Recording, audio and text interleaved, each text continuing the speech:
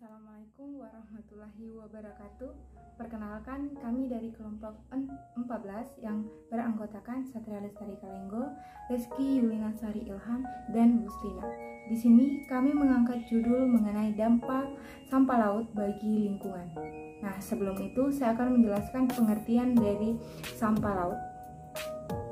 Menurut Peraturan Presiden Nomor 83 Tahun 2018 tentang penanganan sampah laut, sampah laut adalah sampah yang berasal dari daratan, badan air, dan pesisir yang mengalir ke laut, atau sampah yang berasal dari kegiatan di laut.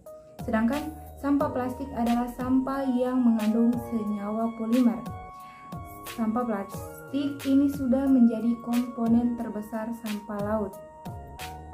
Sampah laut terdapat di semua habitat laut, mulai dari kawasan-kawasan padat penduduk hingga lokasi-lokasi terpencil yang tak terjamah manusia.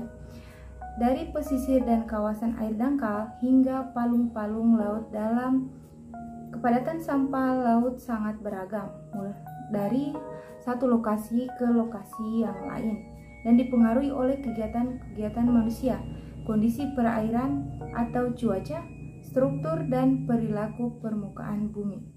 Sekian dari saya. Assalamualaikum warahmatullahi wabarakatuh. Perkenalkan, nama saya Lustina dengan NIM J1A119271. Di sini saya akan menjelaskan mengenai jenis-jenis sampah laut. Yang pertama yaitu plastik. Mencangkup beragam materi polimerik sintetis termasuk jaring ikan, tali, pelampung, dan perlengkapan penangkapan ikan lain.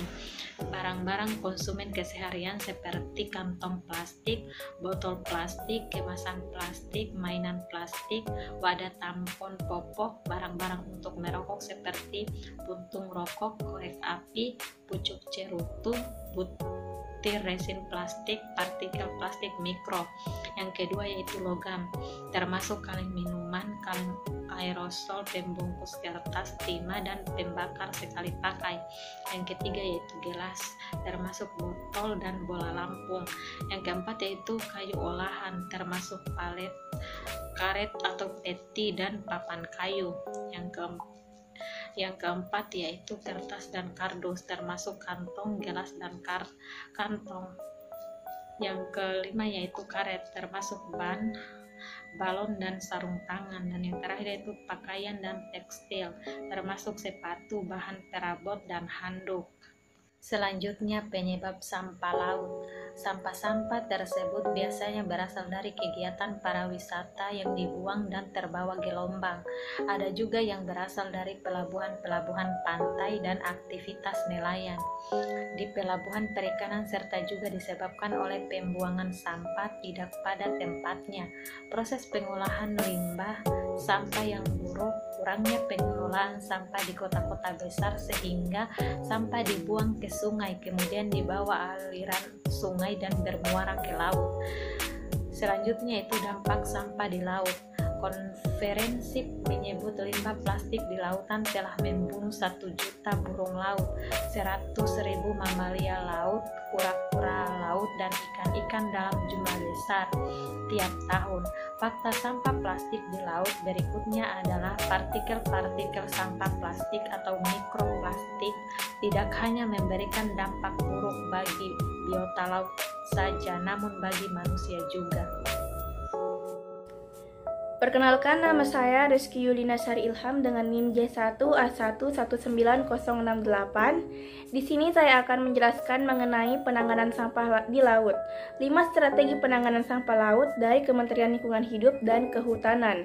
Yang pertama, Gerakan Nasional Peduli Sampah di Laut. Gerakan ini dilakukan melalui pendidikan bagi aparatur sipil negara atau ASN, pelajar, mahasiswa, dan pendidik. Dalam aksi ini, KLHK sudah menyelenggarakan gerakan nasional sosialisasi mengenai dampak negatif sampah laut, terutama plastik bagi kesehatan dan ekosistem, serta sosialisasi terkait pengelolaan sampah terpadu. Yang kedua, pengendalian sampah pada daerah aliran sungai atau DAS, pengendalian sampah plastik dari sektor industri hulu dan hilir. Yang ketiga, pengelolaan sampah plastik yang berasal dari aktivitas transportasi, laut, kegiatan di kawasan wisata bahari, kelautan dan perikanan, serta pesisir dan pulau-pulau kecil. Keempat, diversifikasi skema pendanaan di luar APBN atau APBD, memperkuat kelembagaan dan meningkatkan efektivitas pengawasan dan pelaksanaan penegakan hukum. Dan yang kelima, memacu inovasi pengelolaan dan mengatasi pencemaran sampah di laut melalui riset dan pengembangan. Baik, itu saja dari saya. Terima kasih. Baiklah, itulah tadi pemaparan singkat yang telah kami presentasikan. Lebih dan kurangnya mohon dimaafkan. Wabillahi taufiq wal hidayah. Wassalamualaikum warahmatullahi wabarakatuh.